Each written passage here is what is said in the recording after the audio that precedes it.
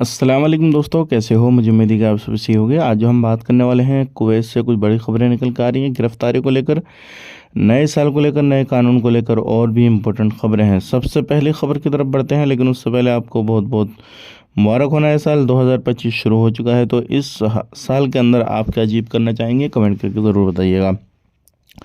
सबसे पहले खबर की तरफ बढ़ते हैं, जो बड़ी खबर आ रही है निकल के। जैसे कि आपको मालूम है 2025 शुरू हो चुका है।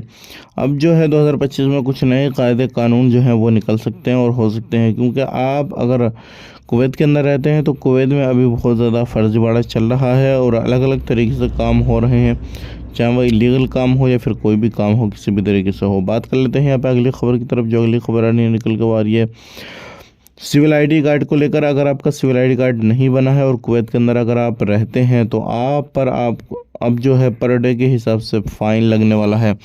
अगर आप वर्क वीज़ा पे हैं तो पर डे के हिसाब से आप पर, अगर सिविल आईडी आपका ख़त्म होता है तो 1 दिनार का लगेगा, और जैसे ही 1 महीना हो जाएगा उसके बाद में आपको 2 दिनार पर डे के हिसाब से देना पड़ेगा। अगर आप किसी भी तरीके से फैमिली वीज़ा विजिट वीज़ा पे गए तो आपको पर डे के हिसाब से 10 दिनार देना पड़ेगा। इस चीज़ का ध्यान रखिएगा और ध्यान रखें, अपनी नाजुक चीज़ होती है उसकी भी हिफाजत करें, क्योंकि बहुत सारे लोग जो है इस तरीके से गलत काम में फंस जाते हैं, तो गलत तरीके से काम करते रहते हैं। तो आपको सावधानी बरतनी है और सही तरीके से कामकाज करना है। आज के लिए इतने मिलेंगे सारी वीडियो में। वीडियो देखेंगे, बहुत बहुत शुक्रिया। आप अपना ख्याल रखें, अपनी फैमिली लोग ख्याल रखें। Take care, bye bye.